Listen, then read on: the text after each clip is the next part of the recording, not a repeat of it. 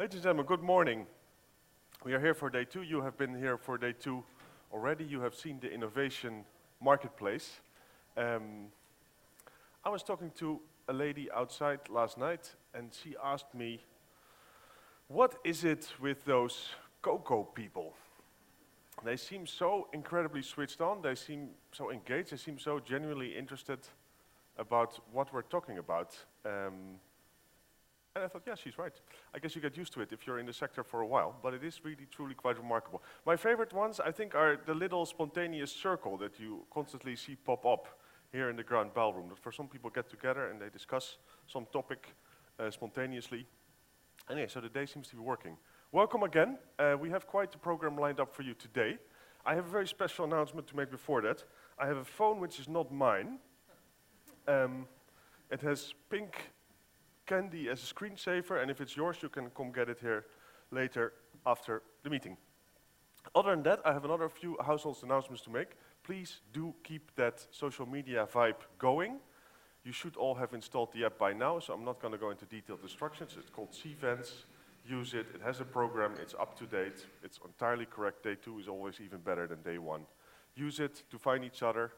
But perhaps most importantly, the one after this, yes, tweet about what's happening. Talk on social media about what's happening. Let's get the vibe out. Let's make sure people understand what's happening here, and you take a little bit from this energy into the room.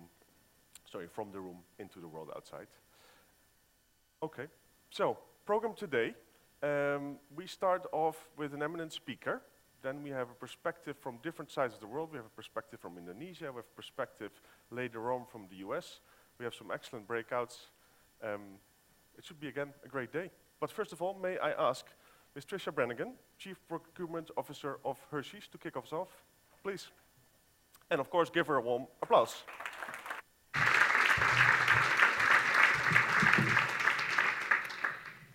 Good morning, everyone. I'd certainly like to first start off and thank all of the WCF Board of Directors, the members at large, the dignitaries, or certainly our esteemed speakers, and all special guests for being here today. I'd like to share my thanks and appreciation to Chris Vincent as president and Peter Boone as our new chairman-elect. And then if Peter Blummer is in the room, certainly congratulations to Peter, who, like myself, was elected to the board on Monday. I'm Tricia Brannigan, and I'm the Chief Procurement Officer and Vice President at the Hershey Company. It's my pleasure to be here with you today as your gold sponsor, and I'm hoping you feel catalyzed and inspired this morning. We find ourselves in a new era of sustainable cocoa, and we must ask ourselves a few important questions. Who will benefit? Is traceability the answer? And how do we all rise to the challenge of farmer poverty as the root cause of deforestation and child labor? And the answers to these questions will fundamentally impact our ability to improve farmer livelihoods and ensure a sustainable supply chain.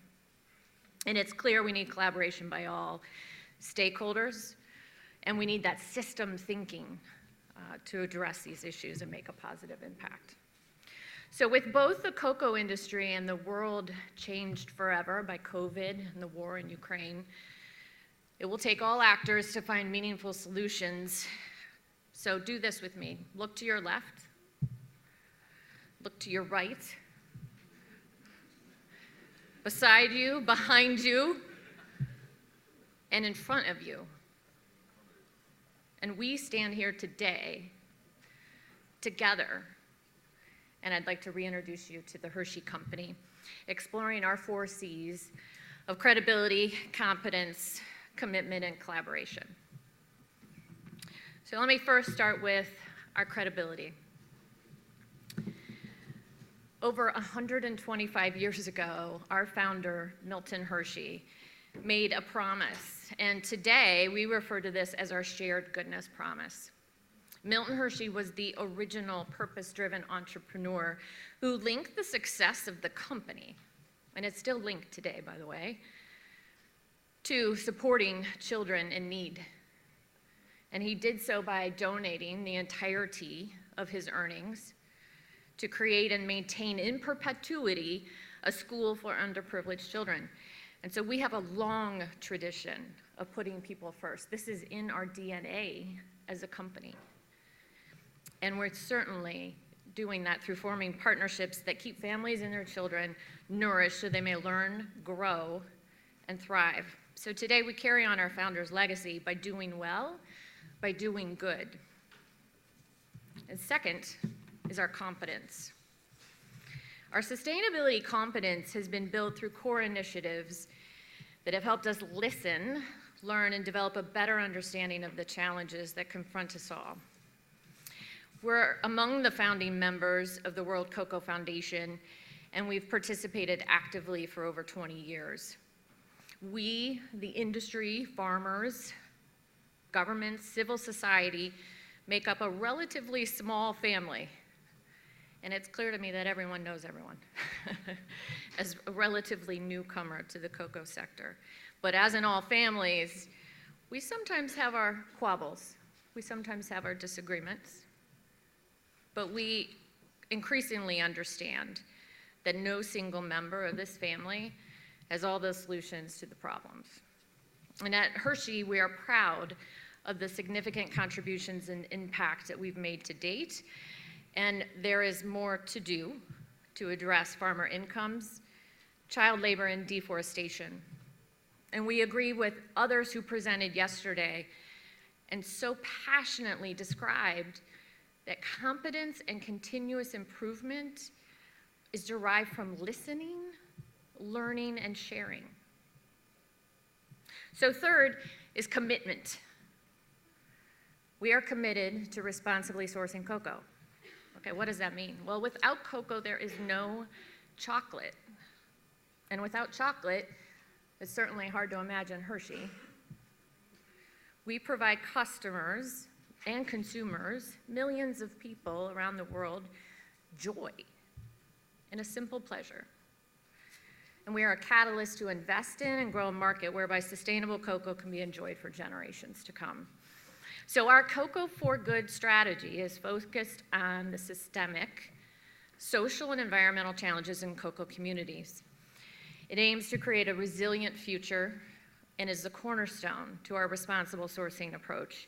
Our commitment includes recognizing that a living income is a human right and that cocoa farmers and their families deserve the opportunity to earn it. And in doing so, build resilient societies. So through Cocoa for Good, we are committed to investing our $500 million in the growing communities by 2030. And so we want to disrupt this cycle of poverty. Our commitment to the well-being of children is deep-seated, going back to our founder, Milton Hershey, and includes creating greater access to quality education and supporting children's nutrition through our Energized Learning Project. That's a philanthropic initiative that we had begun in about 2015. And now we're distributing this vitamin-fortified food supplements to nearly 50,000 children daily across Cote d'Ivoire and Ghana. Cocoa for Good works to improve cocoa farming. It diversifies incomes at the household level and educates family on the value of savings and access.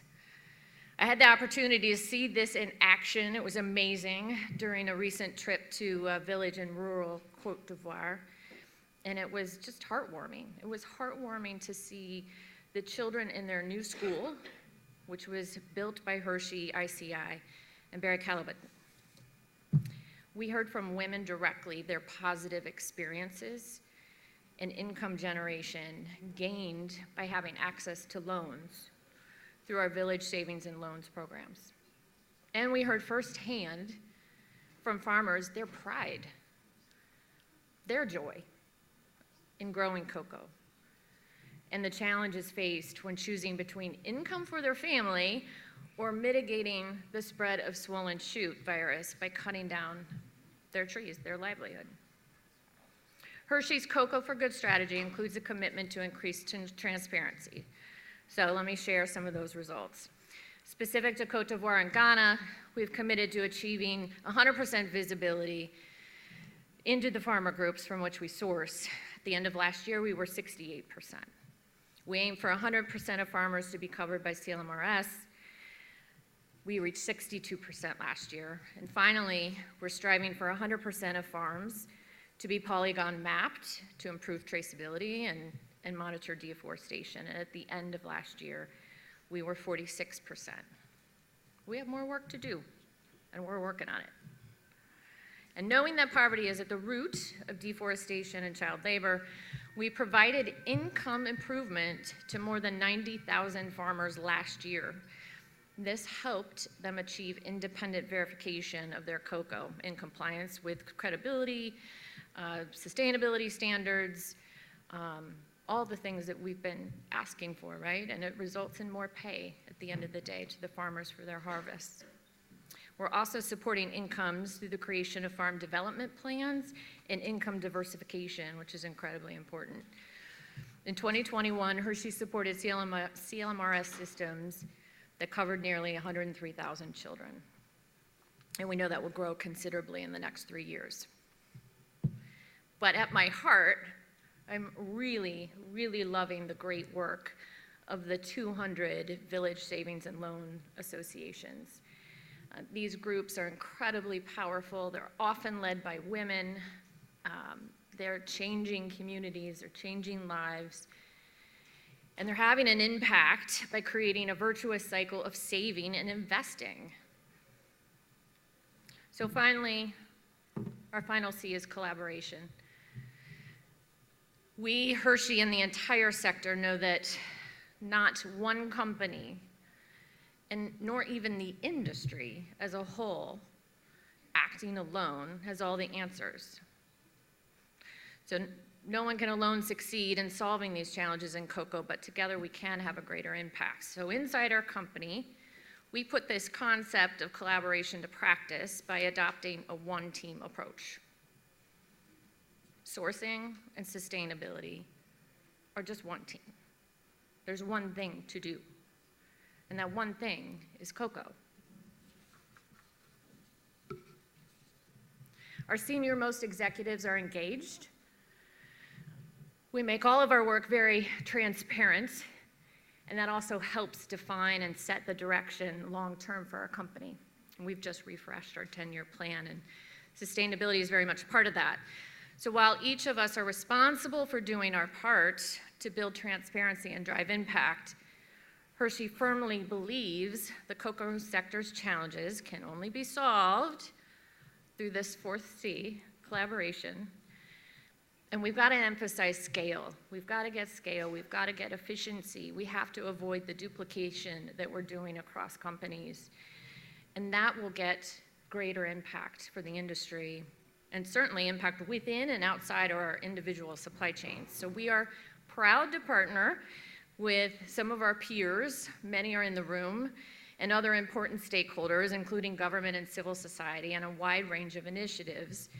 That includes our Cocoon Landscape Initiative in Ghana. It's helping protect one of the country's beautiful rainforests, still intact, and we have an investment in the Child Learning and Education Facility, that's CLEF in Cote d'Ivoire, and that's providing quality education in classrooms. So we are committed with origin governments, and we're certainly committed with you to make sure that we can drive change and impact.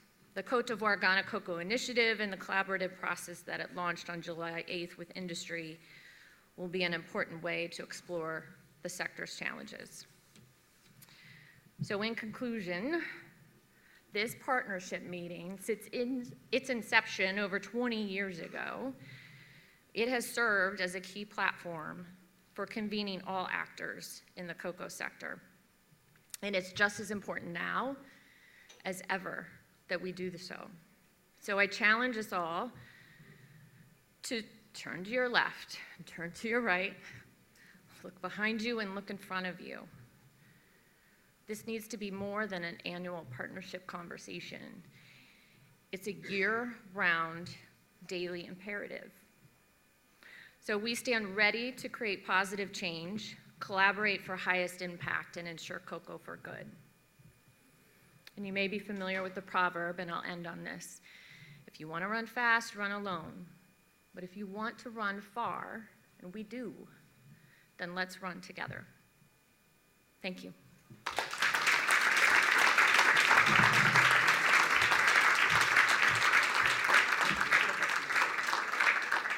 Thank you, Ms. Brannigan, for bringing that spirit of collaboration into the room so vividly. That was excellent. We will now, as I already mentioned, we'll go to different sides of the world. We will have a video from Indonesia, from Ms. Musdhalifah Machmud. She's chief, I'm so into the chief these days with the corporate headquarters. She's actually coordinating Minister of Economic Affairs. There we go. Please run the video. Bismillahirrahmanirrahim. Assalamualaikum warahmatullahi wabarakatuh. Om Swastiastu, Namo Buddhaya. Salam kebajikan. Honorable Mrs. Heidi Hautala, Vice President of the European Parliament. Honorable Mr. Samuel Jinapor, Ghana's Minister of Lands and Natural Resources. Representatives of other partnership countries.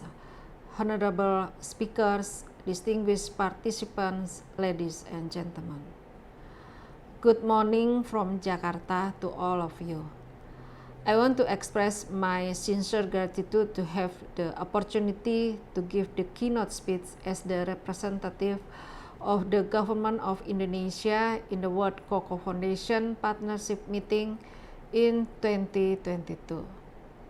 Distinguished guests, ladies and gentlemen, cocoa is one of the export-oriented commodities in Indonesia. In addition to its value for export and trade, cocoa provides employment opportunities in rural communities and encourages regional economic growth. In addition, it also provides the third largest foreign exchange contribution in the plantation subsector, with a value of $1.24 billion US. Based on the significant role of cocoa, the government has established cocoa as one of the commodities in plantation revitalization. As developing countries, Indonesia must recognize that in the longer run, countries with competitive products are more likely to prosper, to be able to eradicate poverty, and also more likely to be able to put additional resources to protect its people, environment, and economic interests, compared to the countries without competitive products. Every country must try to figure out its competitive products to continue to develop. The European Green Policy, through the European Green Deal, present a roadmap for making EU's economy sustainable by turning climate and environmental challenges into opportunities across all policies areas and making the transition just and inclusive for all. The policy's target is achieving zero net emission by 2050. Developed countries should start to practice what they preach about environment. In the past, Europe country, which is far more advanced in the stage of development, expect Indonesia as developing countries to adopt a sustainability as a baseline condition of business. Unfortunately, not many European countries willing to pay extra for sustainability. Being sustainable requires effort, finance, and it cannot be borne by only procedures alone. For example, when we start to do initiative about the green energy, the response was overwhelmingly positive. However, when we started require people to pay for the cost of being green, the majority of them prefer to keep using dirty fossil fuel if we require them to pay extra for green product. The same thing with cocoa export. Some European countries will not hesitate to promote a boycott on non-sustainable cocoa. However, they have yet to be willing to pay premium for sustainable products. In this occasion, we do expect this condition has to be improved. Major buyers of cocoa products should support Indonesia as a sustainability implementation for cocoa sustainability program by paying a premium for products which adopt sustainability practices. At the moment, Indonesia fully committed to implement the agreement on sustainable development such as UN SDGs 2030 and very committed to implement the sustainable for forest management in achieving the emission target as corridor in Paris Agreement, including in achieving the net carbon sink before 2030 to halt the deforestation flow. As you can see, our journey to achieve sustainability is still far to go. Approximately 98% of cocoa plantation is managed by smallholder farmers. The EU DFC that going to declare the cut-off date as December 31, 2020 needs to be discussed further before the implementation. We cannot take the burden alone. The cost of being sustainable is not only producer responsibility, but all of us, also consumers' responsibility. Indonesia has a foresight to develop a long-term market for our competitive products by focusing on the creation of the market for both food and consumer products. Therefore, we expect our partners to work together not only to push environment practice in the country producers, but also, more importantly, to help the finance and sustainability practice by paying a premium for a sustainable product. The preparation of Indonesian commodities toward EU DFC, especially for the cocoa sector, can be elaborated in three main aspects. First, there is a common understanding that cocoa commodity has less possibility to contribute to the deforestation. Secondly, a stronger companies should try to figure out a long-term solution to improve the sustainability practice for smallholders by working together, partnership to promote sustainable and good agriculture practice. And lastly, there is a trend of increasing cocoa productivity with decreasing weight of plantation area. Thank you.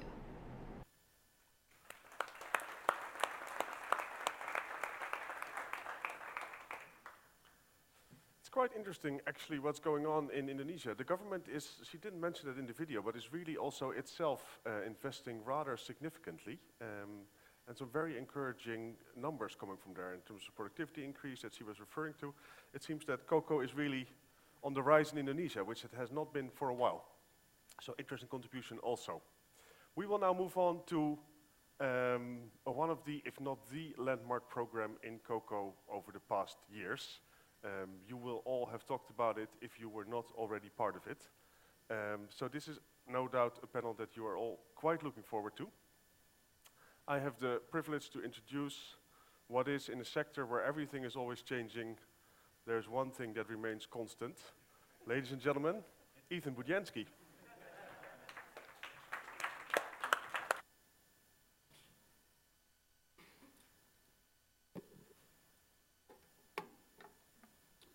Yeah. Hello, everyone. Joost, that was a great introduction. Thank you very much. My name is Ethan Budiansky. I'm the Senior Director of Environment at the World Cocoa Foundation. I lead our work on climate change and on deforestation, and obviously in that role, I'm leading the work on the Cocoa and Forest Initiative. So we launched the Cocoa and Forest Initiative back in 2017 at COP23 in Bonn, Germany. in partnership with IDH, in partnership with the former Royal Highness Prince of Wales, now His Majesty King Charles III, and 12 companies in the governments of Ghana and Cote d'Ivoire. CFI is an unprecedented collaboration to eliminate cocoa-driven deforestation and forest degradation in the cocoa sector and restore degraded forests. It is a global commitment, though we started in Ghana and Cote d'Ivoire. And we now have 36 companies who are signatories of the Cocoa and Forest Initiative. We have since expanded CFI to Colombia with an additional 2 companies who are part of it as well. And we've had a lot of success in the first 5 years of CFI, developing our priorities, our strategies, building the partnerships, and making key investments in activities such as cocoa agroforestry, landscape restoration, farmer training, and traceability, as well as other activities as well. And all of this has a very solid monitoring and evaluation platform in which all CFI signatories are reporting on progress and success of their commitments that they've put forward in annual publicly available reports. After 5 years of CFI, we're at a reflection point. There was a very strong commitment from all of you, from the private sector, from the governments, from the international community in the ongoing and continued and future success of CFI. But as we look forward, we are focused on identifying new strategies, new opportunities that will help us to scale and accelerate our impact of our investments and efforts put forward towards tackling deforestation and driving forest restoration. So today we want to dive deeper into that topic, accelerating and scaling the impact of CFI 2.0. And I'm in a great position today because for a very long time, I'm the one that has to respond to all of these questions. And I'm the one that's had to speak on the Cocoa and Forest Initiative. But today, I get to ask the questions. And I get to ask the questions to a really great panel sitting here with me on the stage right now. Not exactly in order, so I'm going to jump around a little bit. But first off, we've got Daan Wensing. Daan is the Chief Executive Officer and Chair of the Executive Board at IDH, the Sustainable Trade Initiative. Now, IDH, and Daan in particular, has been one of the original visionaries and drivers of the Cocoa and Forest Initiative. Next to him on the far end is Andrew Brooks, Senior Vice President, Head of Cocoa Sustainability at OFI. I've been working with Andrew since the early days of the Cocoa Livelihoods Program. And Andrew himself has been a key player in driving cocoa sustainability in West Africa, and he plays a key role as champion on the Cocoa and Forest Initiative, driving its success forward. Wendy Arenas right here, Executive Director of Alisos in Colombia. She is the visionary. She's the workhorse who brought CFI to Colombia not that long ago. And then finally, Chris Vincent. Chris Vincent, our new president at WCF. He's got the role, the very important role, in ensuring that we execute on the future success of the Cocoa and Forest Initiative and in alignment with the WCF overarching strategy. So let's get started. I'm going to start with you, Daan. Okay, so the fundamental component of the Cocoa and Forest Initiative has been the establishment of a platform for collaboration and partnership between industry, governments, and other key stakeholders. So pulling from your experience in the cocoa sector, but then across a wide variety of other sectors, can you talk a little bit about the importance of public-private partnerships, the roles and responsibilities of the different players who were involved, opportunities, but then some of the challenges as well? Yeah, thanks Ethan, and good morning everyone. Real pleasure to be here. And also Ethan, great work you've been doing over the last years on CFI and also for the wider teams of IDH and WCF in keeping the program going and lifting it to the level where we are today. As IDH, we are a convening organization that has the core mandate to bring the private sector to the Sustainable Development Goals. And to do this is, the main tool is private and public partnerships. When we started discussing, so Ethan alluded to it many years ago, about the whole subject of cocoa and deforestation, it was a bit of the elephant in the room. Nobody was discussing it in public, but we all knew that it was an issue and we needed to address it. And we started off with discussions of, okay, let's create a shared language, a shared understanding of what we actually talk about. And let's also really pull this into the pre-competitive domain. So let's stop competing about this. Let's really work together, because it's too big for any individual company or government or other player to solve. The lesson that many of the companies that we started discussing with brought to the table, and that we also experience in other commodity sectors, is that governments are often not part of the discussion. So from day one in the CFI discussions, we said it really needs to be public-private, because of course a lot of the forest is actually on government land. We talk about land use planning, so a lot of the solutions will also sit with the government. So we really need to bring these two elements together, create that shared language, that shared understanding, and move forward. And I think that is what we also see in other sectors, where it's sometimes also lacking, right, where the government isn't even part of those discussions. And where we don't have that shared language. And I think that is one of the key enablers of the whole Cocoa&Forests initiative, that we have the shared ambition, the shared language, and that we really sit there together and work in partnership. Thanks. And you mentioned a little about other sectors as well and the complexities there. Have you seen, I mean, just in your vast experience, have you seen this type of initiative form, public-private partnerships around core sustainability issues, form in other sectors similar to what we're doing within the cocoa sector? Unfortunately, no. At smaller scale, yes. There are initiatives happening, for example, in palm oil and other commodities, where there is this public-private partnership, but not really at the level of the sector. And I think it is still something that other sectors could, start to look into from the cocoa sector and take that forward.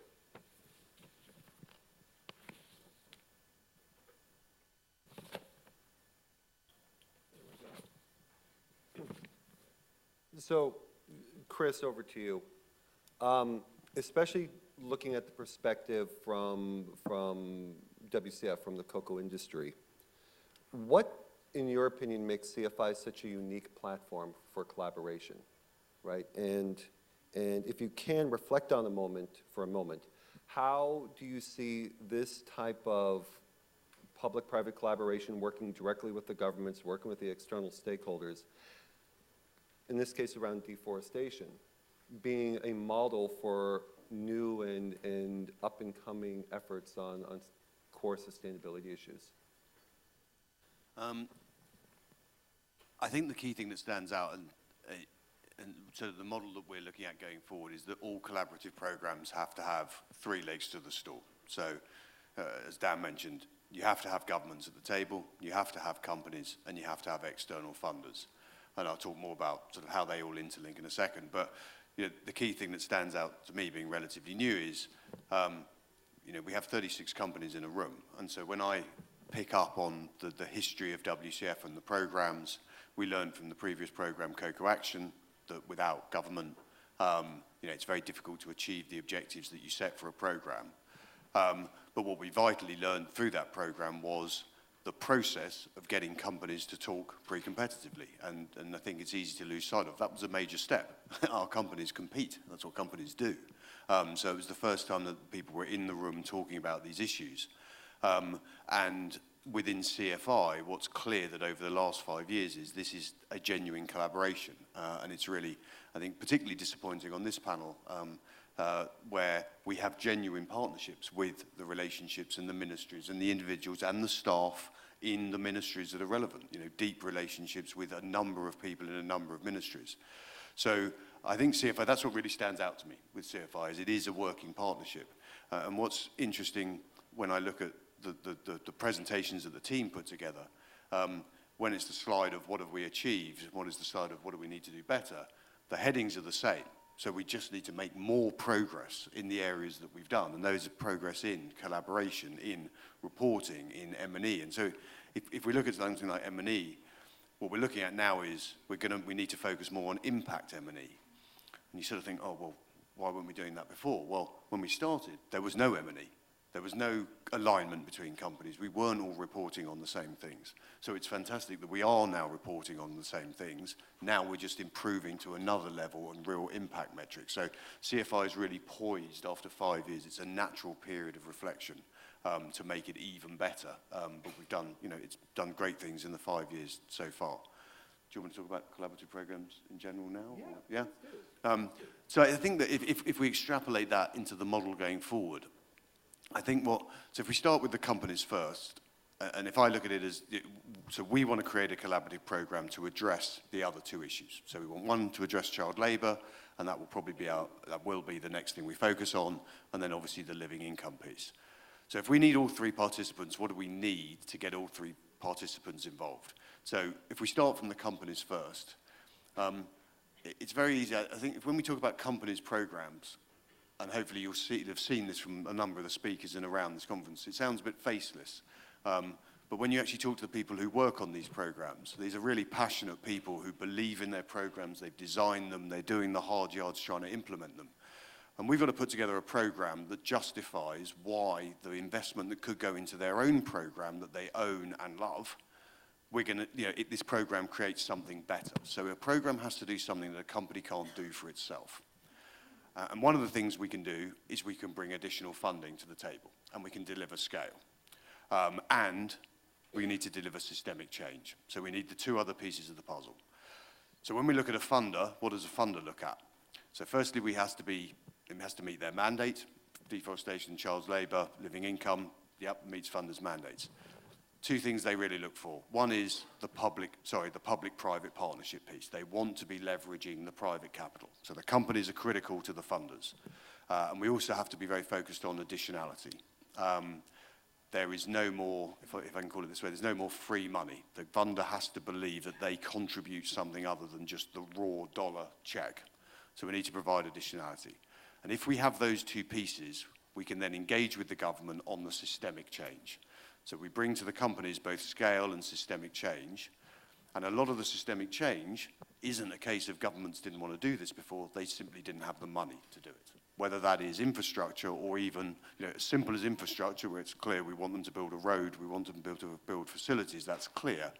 But even the implementation of policy costs money. And if a government simply can't implement a policy it wants to, or a policy that we want to encourage, we need to fund it. So I think, hopefully that explains, we need all three pieces together. By that, we get scale, we get systemic impact, systemic change, and then we can deliver much more meaningful impact. Chris, here's a little test for you as the president. Exactly. What do you see as being the kind of core key achievements of CFI to date? When you look at these slides that you were talking about previously, what are those things that particularly stand out in terms of what we have been able to achieve over the first 5 years of CFI, especially as you not that recently, but recently came into the World Cocoa Foundation? I think the answer to that really fits into the initial part of my question, my last answer, which is, so if I look at all three parties, if we look at government, they have enacted new policies. That is progress. We have a forest policy in Côte d'Ivoire, but they haven't implemented it. And that sounds like a very weak answer, but to get a government to enact a policy on the back of a PB, that is a good and strong achievement. The next phase is we now have to get it implemented, and we need to support them to implement it. Equally, if we look at companies, we have 36 members. Those 36 members were here on Monday, collectively together, aligned with both of the governments, working on the next 3-year action plans. That is an achievement. Equally, those companies are communicating. They are all aware of each other's activities. They are learning from those activities. That has also been an achievement. And that gives us the platform for the next phase in CFIs, which is pre-competitive collective investment.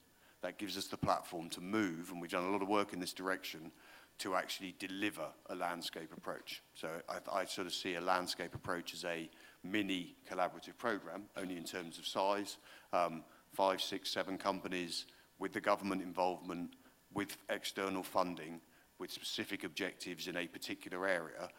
We're now in a position to credibly deliver that because we have companies working and talking together pre-competitively, and they have been for 5 years. And then equally with the funders, we do have funding. You know, we've achieved external funding. Both us and IDH have brought external funding to the table, but it is specific, it is small, and it doesn't deliver scale. It facilitates overcoming obstacles. The next step is at scale, in a collaborative program, in a landscape, to really, you know, make systemic real change. And then, Andrew, from the company perspective, the individual company perspective, why is the issue of deforestation so critical to you guys with regards to cocoa sustainability? And then why get engaged in such an ambitious effort like the Cocoa&Forests initiative? Thank you, Ethan. I mean, for us at OFI, I would say this whole CFI initiative is of huge importance.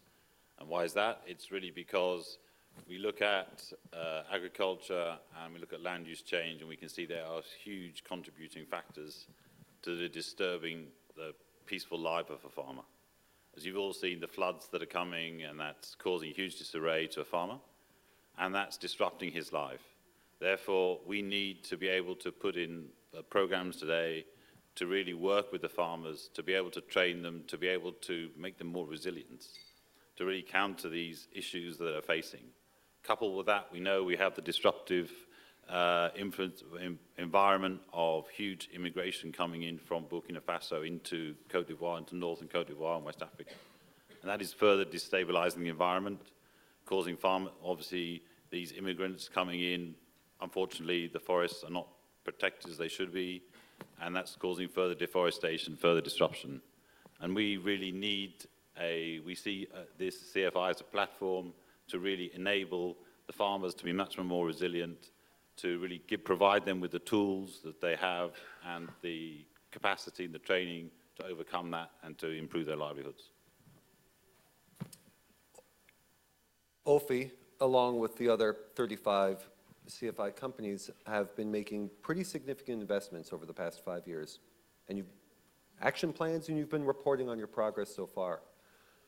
What have been, it's 2 questions. It's what have been some of those core achievements that you guys have made with regards to your work on CFI? And then secondly, like, what are you most proud about? What do you want to tell the crowd about? So for us, really, I'd say CFI is really a blueprint for action and work on the ground. And it's also, for us, it's a key strand of our Cocoa Compass pillar, which is our overriding strategy, and enables us to really support the farmers practically, along with all our key customers. Obviously, we've planted, as you saw from Jerry's speech yesterday, we've planted 1.7 million trees going forward this last year, along with our key customers. We've been training over 67,000 farmers, really in good agricultural practices, enabling them to really reduce their carbon footprint by both pruning and composting. We're obviously mapping hundreds of farms, and as Tricia was saying today, obviously we are setting up, enabling the village savings and loans associations, becoming the whole household to become more resilient, and to become more supportive, to enable them to really become ultimately more professional farmers and to become overall more resilient to all these threats of climate change.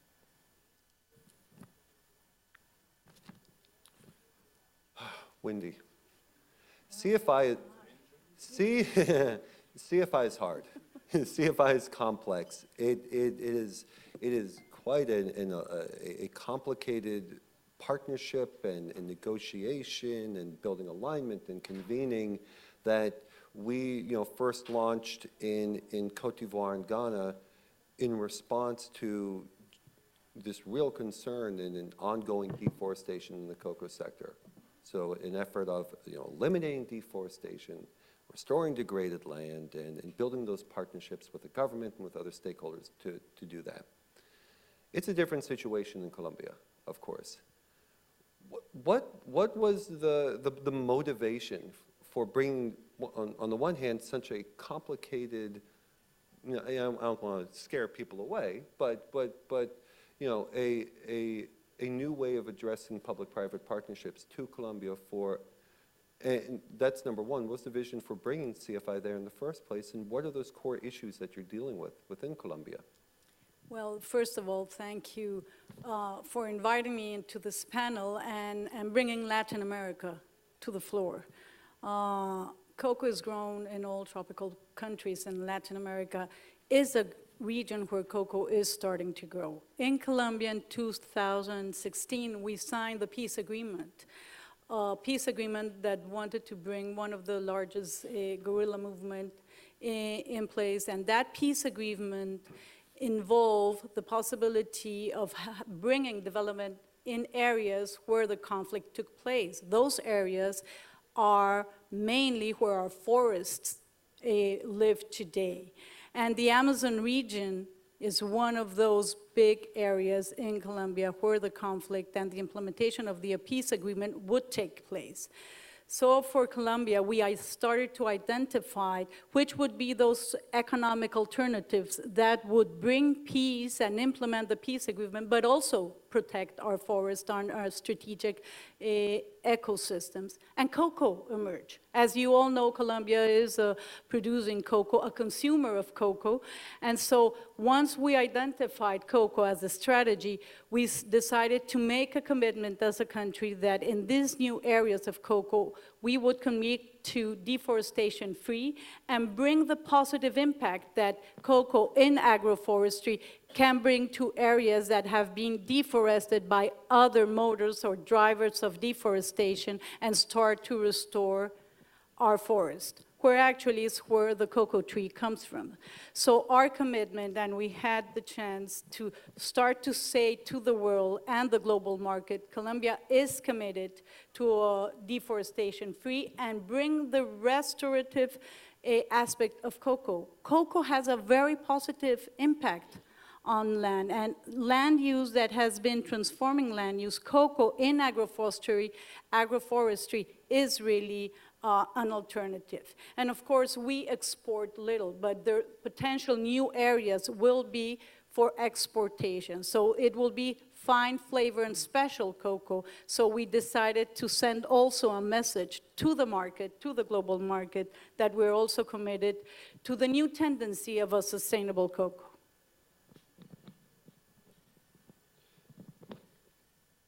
Cocoa, Forest, and Peace was first launched in 2019, right? Signed in 2018, launched in 2019. Can you tell us a little bit about what have been your key successes to this point? And on top of that, what are you looking forward to going into 2023 and beyond? Yes, well, we did it a little bit different from Ghana and Cote d'Ivoire because our reality is different in terms of not only the sector, but of the driver of deforestation. So the first thing we did is define an action plan to 2030. And we decided jointly and all the benefits of collaboration between government, between companies, and between civil society and farmers association has been critical for us. So what we did the first year is have an action plan with 5 big results to 2030. Also joining government in fulfilling our commitment of the NDCs and all the agreements at the different COPs. So this works very closely with the government's policies on climate change as well. And so we did 5 major results. One that had to do, which is that business model that we will be starting to implement in for the cocoa production that is deforestation free, that is equitable and inclusive of those areas. So we already defined our business model, but that business model needs financial instruments because we know that donors' money will put a difference, but it's not sustainable in time. We are middle-income countries in Latin America, and we need to get the private sector and become a really attractive business model for the private sector to support it in the long term. So we're starting to develop financial instruments that will be implemented to implement that business model, but we also learned and understood that we have to do capacity building. But capacity building not only for farmers, as we all talk about here, but capacity building to government, to companies, to donors, to allow a larger range of stakeholders in all the value chain, because forest wasn't an issue in the cocoa value chain. And then the other important thing, of course, we're doing monitoring, MRV reporting and verification, because the Amazon is a universal global value to all. And we need to demonstrate that we are not deforesting the largest tropical forests. So MRV and monitoring verification is absolutely critical. So we're working with the government, we're working with farmers, which have a big challenge of implementing, of course, systems that they've never done before. So there is, I loved Angela's behavioral change that has to happen across the value chain as well, not only farmers. And we're communicating. And we're communicating to the world that we're doing it differently and that there is a positive side to cocoa production in the world. Let's expand on the positive side of cocoa and this, the statement that you made that cocoa is not causing deforestation. In fact, in Colombia and the broader Amazon region, cocoa can be considered more of a forest positive crop. Can you expand a little bit on that as to how you, I mean, one of the things I think is really cool about the region is how cocoa has been promoted to rehabilitate land that was previously deforested as a result of other activities. If you can expand a little bit on that. Yes, well, cocoa and agroforestry, which is the way that cocoa is grown in Colombia and in Brazil, in certain areas in the Amazon region, and is being promoted, of course, in Peru as well, where, of course, the Amazon region is the area of production in Peru, has the quality not only to restore soils, but to bring biodiversity by having a variety of native trees that are not only timber, but are fruits and other types of combinations that will start to restore soils, biodiversity, and protect also some of the areas where waters are, rivers, and all the water basins that are happening. Because the Amazon region is not only forest. The Amazon region is really water. It's really the water of all South America, south of the United States. All the water comes from the Amazon region. Most of it, not all of it, I'm sorry, we tend to exaggerate a little bit, but most of the water comes from that region. So restoring and having restoration taking place, what you're recovering actually, it's not only biodiversity, soils, possibility for living income, but you're also recovering water. And so the Amazon is a huge ecosystem where 9 countries share the basin. So we started, should I go into that question? Please, great. Do. So we started with TFA, the Tropical Forests Alliance, an initiative on cocoa with Brazil and Peru and now Ecuador, where we're working together in sharing all the learned lessons and all the challenges of having an Amazon origin sustainable cocoa from the Amazon region. And part of what we're doing is we're starting to share experience. And actually that took us to share experience with West Africa as well. And we started a program with the World Bank where the Amazonian producing countries and Dominican Republic shared experience with West Africa, with Ghana and Cote d'Ivoire. Wonderful to see Virginia and many of you in presence. So what we're sharing is we already developed an agroforestry guide that is including for West Africa, but Latin America as well. And we've in Colombia developed an agroforestry guide for the Amazon region. So there is a lot of sharing knowledge and positive impact that agroforestry has to our forest in general.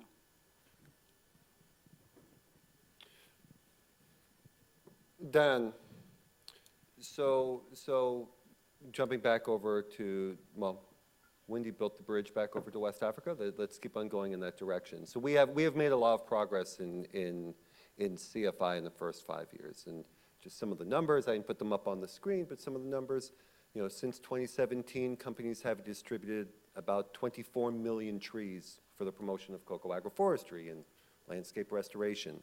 You know, they've made huge investments in traceability, 74% traceability in their direct supply chain, mapped around, I think, around 800,000 farms with polygons just last year alone. And other investments in farmer training and other core activities within CFI. The focus of these investments have primarily been within a company's supply chain. So our ambition moving forward is to drive greater impact and scale, right? So Daan, with your passion and your vast knowledge of this subject, can you talk a bit about how do we, how we drive impact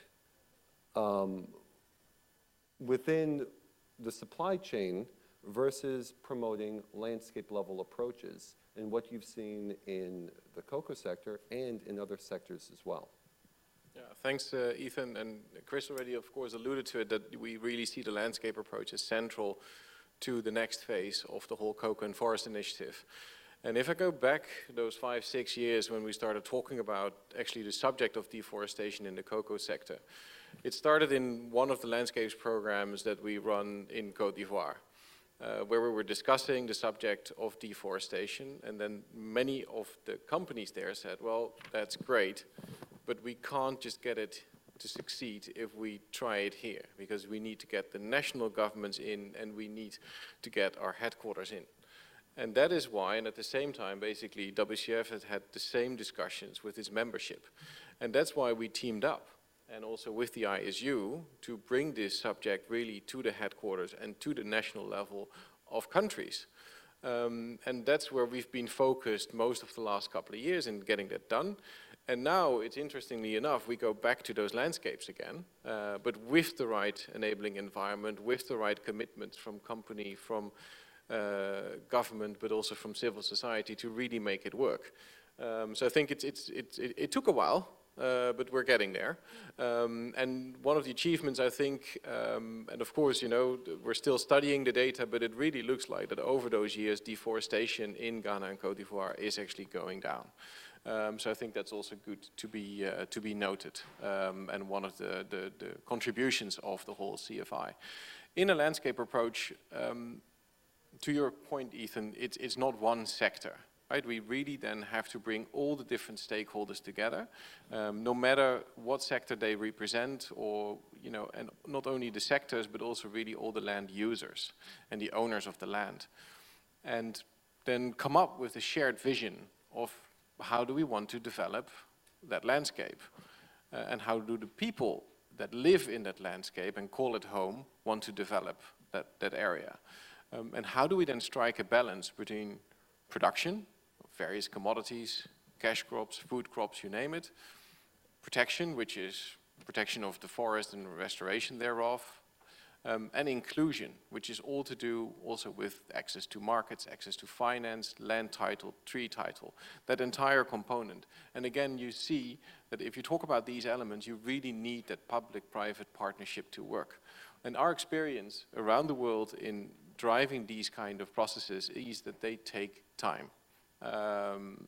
Right? Because you really have to create that shared vision, that shared language that I was speaking to earlier. And based on that, then indeed come with, to Chris's other point, with investments. So yes, through the supply chains. The supply chains can do that in various ways. It's no surprise that, for example, the Consumer Goods Forum now also is really driving a landscape approach towards its forest protection commitments, and trying to do that again in a collaborative approach, because as a single company, taking again palm oil as an example, you might source a certain percentage from a mill that sources in a wider landscape. But as a single company, no matter how big you are, you don't have control, so to speak, over that mill, right? Many more companies are sourcing from that same mill. And only by working together, you have enough leverage over the mill and over the entire supply base to actually create the change.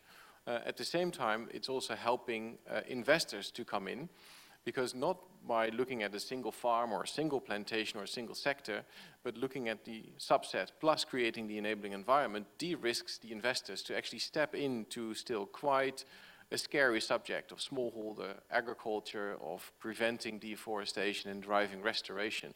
So I really think that the landscape approach is that key enabler to make it work. But going back to the discussion we had yesterday with the EU, I think we also run a risk. So I'm all in favor of creating the level playing field, and I'm glad that regulators are stepping up. I mean, when we started this whole discussion a couple of years ago, they were totally absent. However, we need to make sure that the regulations that come in don't disincentivize us from actually working in the hotspots, working in the areas where deforestation is happening, that we don't disengage, but we actually strengthen the engagement and we really make it work. And I think, again, also there a landscape approach helps, because it can also bring regulators in, and with also the support packages that were mentioned yesterday of trade and aid to really make it work. And this is something that was said over and over again. I think Chris mentioned in his opening remarks that we had this big CFI strategy meeting on Monday with the majority of the CFI signatory companies. And what kept on coming up is the fact that the companies want to move into, investment and actions that are going to ultimately be higher quality and more impactful on the ground. Identifying those opportunities for what we continue to refer to as collective action, pre-competitive collaboration. And that is really where our work within WCF, working directly with the companies, is what we're focused on in terms of driving the strategy forward. Andrew, and just building upon all of that, I mean, we all know that yeah, we're doing some good stuff here within CFI, but we have to do better. We have to do more. We have to do it faster. What, as a company, and you can speak on behalf of yourself, you could speak on behalf of the sector, what, as a company, do you need from the governments, from the international community, maybe even from WCF, in terms of that level of enabling conditions, that level of support that will help to incentivize you and to drive you towards those greater investments in, tackling deforestation, but then also on the restoration and reforestation side and sustainable agriculture. Thank you, Ethan. So just to build on what Daan was saying, I think really for us it's got to be, the landscape is really a critical piece. And obviously at OFI we're really pleased that we've been able to benefit from our work with our partners and our donors, such as Rainforest Alliance and Partnership for Forests. We've got a really great partnership we've had running for a long time in Ghana. Around the Sioux River, we've been able to put in a landscape program covering 10,000 farmers, actively promoting climate-smart agriculture, building their resilience. But taking that forward, and obviously we now have the opportunity to build that up with a larger partnership with USAID, so critically donors are really vital in this space. But for us, it's really the whole enabling conditions. And as we've been hearing this morning, yes, collaboration, and dear friends from what Tricia was saying, collaboration on a large scale is vital. We're going to make a real impact. And that's where we're very pleased to be supporting the ESG legislation to make sure that this, as Daan was saying, this is really going to take it, we believe it's taking it to a different level. But as you rightly say, Daan, the conditions have to be right. So, and that's where we're very closely working with ECA to be able to make sure that the technicalities of that are really as suitable to the farmer and really to make it as practical as possible. And I think what's important for us, obviously, we were very conscious that as we've seen in the Cocoa talks, and has been announced, it's a very focus is really government to government. But what we as a private sector, what's important for us is to make sure that the systems in place are compatible with our own existing investments that have been made, and we've all been making considerable investments over time. And we really need to make this a really joint partnership, and ultimately for the win-win, not just clearly for ourselves, yes, but for everyone sitting around this room, of course, but ultimately for the farmers. And that's, at the end of the day, we have to be a sustainable sector and to take it at scale with everyone involved. That's where we want to take it. Thank you. And then with regards to the direct engagement with the governments in both Ghana and Cote d'Ivoire, what are those kind of core enabling conditions? I mean, it's looking ahead, what would really help to drive greater collaboration and investment from your side? So it's really for us, obviously, as we've seen in the examples yesterday, traceability is going to be critical. So one of the examples there is making sure these national traceability systems, as I said, are really compatible with the prevailing systems, and that they are really serving the farmers, so they are fit for purpose, providing able to provide that true traceability, which ultimately the consumer wants to know exactly where have the assurance of where the cocoa is coming from. They can see that the farmer, it's on a farm that is now has agroforestry, that is able to has pruned trees, and basically the farmer has a livelihood, his children are going to school, and that he's fully compliant with the prevailing legislation. But practically, that's obviously where we are coming from, to really assuring the last mile delivery, to make sure that this legislation and responsibilizing the farmers, but ultimately the farmers are reaping the benefits at the end of the day, which is what the critical piece is.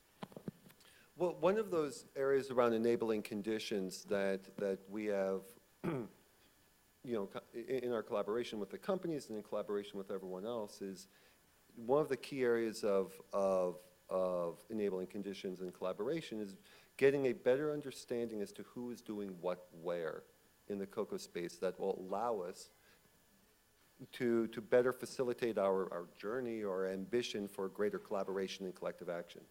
And one of those key pieces is recognizing where these sustainability programs are taking place, who is working, and how that relates to where the forests are and where the risk of deforestation is. We, this past year, OFI being one of the companies, along with 18 other companies, we signed this pretty amazing, unprecedented collaboration between WCF, 19 CFI companies, and then World Resources Institute on the development of a West Africa cocoa farm data set in which these 19 companies shared competitive supply chain information through WRI to combine and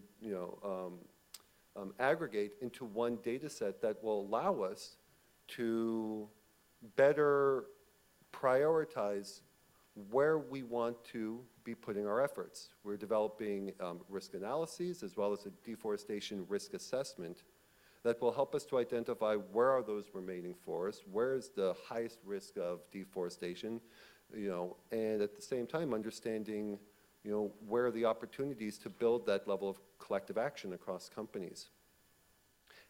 And we also hope that in the future too, and our ambition is to also be sharing this directly with the governments to promote deforestation monitoring at the national level and traceability. But I mean, Andrew, when we're talking about kind of the future of CFI and building the collective action, you are one of the signatories of this data set. What from a competitive company were you hoping to get out of this level of collaboration as we're looking towards the future of CFI?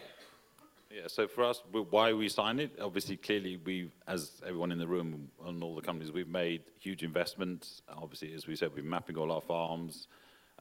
We have our own, ensure that our purchasing is all digitally recorded. So we have the capacity. And we've said right from the outset when we signed CFI, when we were discussing with MINEF and the Cocoa Board, we're very willing to share this data because we want to ultimately, we're here for the farmers' good. We want to make sure that it's to the benefit of the communities. And we know that when you're doing your digitally mapping, I think everyone can say this, trying to make sure your enumerator who's basically recording the data can very easily make mistakes. And yes, the governments have been doing it themselves, and I think they've also acknowledged that their own mapping is not 100% up to scratch. So it has to be a collective effort. And therefore, we're very keen to share our data with the governments, as long as all our peers and everyone else has been openly willing to share this. And it's, as we've all said, it has to be a collective effort. Collectively, we can really make this happen. And I think, as you rightly pointed out, the global data set presents us with a fantastic opportunity. We can really use this to put in place. Now we're knowing exactly what we're all doing, and very succinctly you can see what we're doing in any particular space. We can then use that to create, be a lot more creative in what we're doing. To put it in any one space, we can then focus on not just the environmental impact, we can do the social impact, knowing exactly where we are. And this, for me, it's a great tool. And as you said, obviously we hope very much that obviously we can work with the support of the governments and take it forward with the satellite monitoring as well, to be able to really take this whole partnership to a really new level, which we want. And that's where we need everyone not just in the room, but we need our donor friends as well, and the governments, of course, to really take this to a new level, which we've all been dreaming of from the day one. And hopefully now CFI 2.0 will really take us on to that level. Oh, please. I think one other point to add to this data set, which is a phenomenal piece of work, is Andrew's talked about what it can use it for, but I think it's also important what it represents. It's a huge amount of effort for the first time to get 19 companies, simply from a legal perspective, to be able to share data. With GDPR and other things, this is complex, let alone all the technology issues of different systems. And so I think that is a real asset. And as we talk about traceability and how far those systems have got to go over 1, 2, 3, 4, 5 years, we think and hope that this is a real asset that we want to share with governments, because we've spent a lot of time doing that work and a lot of time and effort and money with the companies. So I think, what is it, 850,000 polygons? 850,000 polygons. Cleaned in one space, which is an achievement. So hopefully we can use that to really leverage the traceability debate and move it forward. And in this audience here somewhere, we have our 2 core collaborators at WRI Global Forest Watch, who have been with us and working with us for the past year and a half to make this data set collaboration work. So just huge, huge thank you to them for dealing with me and dealing with all of us for the past year and a half. Daan, we keep on talking about collaboration and collective action and ways that we can work together, but let's be honest, for the past 5 years, the majority of the responsibility of CFI has fallen on the shoulders of the industry and the government to make it a success. If we're going to do more and do better going forward, right, if we're going to scale impact, we need to make the call out to the international community. Daan, can you elaborate a little bit more on that? What would be your call out to the those more the international sector? Yeah, well, I think I already mentioned one element of let's make sure that there is strengthened engagement from, for example, the EU and other stakeholders instead of the other way around. And I think the signals are there, right? I think last week a good agreement was reached in Cote d'Ivoire, so to support actually also on the forest ambitions of the country. But more of that is needed. I remember that, I think 3 or 4 years ago, WCF and IDH hosted an investors forum for CFI, and we had loads of banks and others showing up, but it didn't result in a single investment. Maybe we were too early, but to Chris's point earlier, we now really need to get, also the financial sector to step up. The donor community has provided great support, but basically if we're really honest, to keep the initiative going, but not to take it to the next level. So I really feel that all of us, so also, IDH, WCF, industry, governments, but also indeed the international community really now have to step up to make it work. And not only to work when this initiative is up and running, right? It should then be self-propelling so that in the end, we're no longer needed, and that there is a true incentive for everyone involved to keep those forest standards and to keep them growing back, basically. So rethink actually the whole economic model of forest and ecosystems, and think of the right investments that are needed to make that happen. And I think that is crucially important, because we were already alluding to it, but one of the key drivers, of course, of deforestation, not only in this sector, but in many others, is poverty. So we really also need to link those two agendas, the economic, the social, and the environmental, to really make this work. And again, there, I think the international community, be it from a donor angle or a regulation angle or an investment angle, really have a huge role to play. If I may, I think that's critical. And for one, we also have to recognize those who are doing it well. And all the money that comes from international cooperation donors should also go to those countries that are doing an effort and doing it well. So here's a call for the EU. The regulation is coming, and most of the money will go to the hot spots and the countries that have. But countries that are doing it well should be receiving an incentive as well, because you need to recognize the good practices, for one. Second, you do need money, donors' money, for de-risking investment.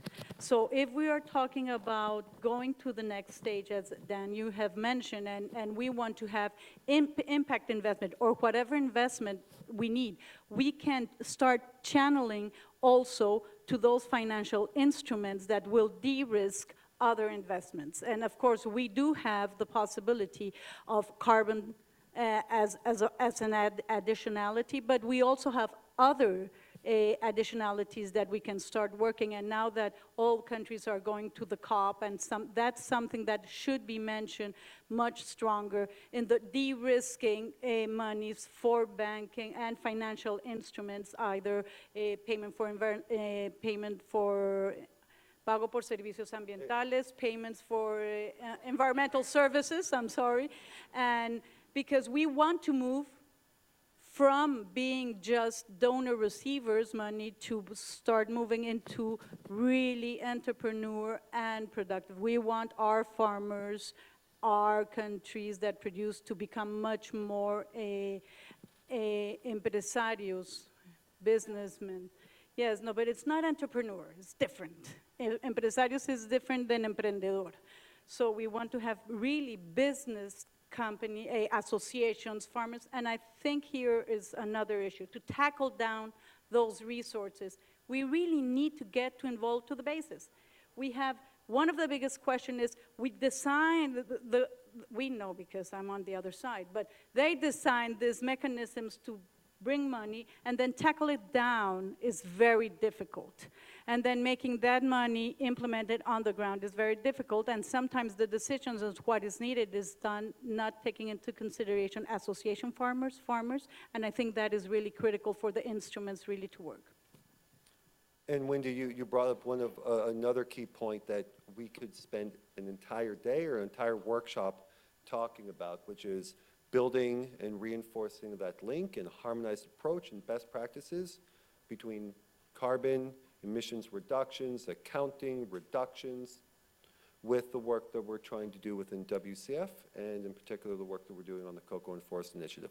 There'll be a lot more to come on that subject for sure, but that's a whole nother workshop. Chris, second to last word goes to you, which is, as president of WCF, where do you want to see us moving forward, particularly within the Cocoa&Forests initiative? Kind of what is your ambition for us and for the sector looking ahead? So I think simply the immediate focus for the next 12 months is funding. So let's go out and get this material funding. We have a collaborative program with 2 legs of the stool, but we're missing the third. And I think that is allied to the practical step that's going on. And the most encouraging thing, having been here for 2 years, is to see the plans being put together for the day that was held on Monday, and to really notice that the language is restoration. That's been a change since I've been here. There's some data, the data that Dan was alluding to. I think that's a great achievement, but we now need to deliver on that. So that is everything we've talked about. Landscape funding, but it's about restoration now moving to the next stage. So I think if we can deliver on those 2, we're in good shape to move forward. I mean, at the end of the day, the commitment for the Cocoa&Forests initiative remains strong. And it remains strong amongst all of the companies, and this is a reiteration. It remains strong across all of the companies. It remains strong with the core players, the governments, international community. And we have to continue to reinforce that and make sure that we are a success moving forward. but we truly have to identify how we can build these landscape approaches, collaborative programs, pre-competitive opportunities to drive greater impact and scale in West Africa, in Ghana and Cote d'Ivoire, in Colombia. But a little sneak peek, we're also looking to see where CFI can benefit other regions and other countries, hopefully taking the Cocoa&Forests initiative to other new adventures. But this will require stronger partnerships. And it will require greater collaboration, and it will require a lot more finance to make this a reality. I want to thank all of you guys. I think you guys did a fantastic job on this panel today. I think this was a really great dialogue, looking at where we are now, but more importantly, where we want to go and how we get there. So please give a round of applause to my great panel. Thank you all very much.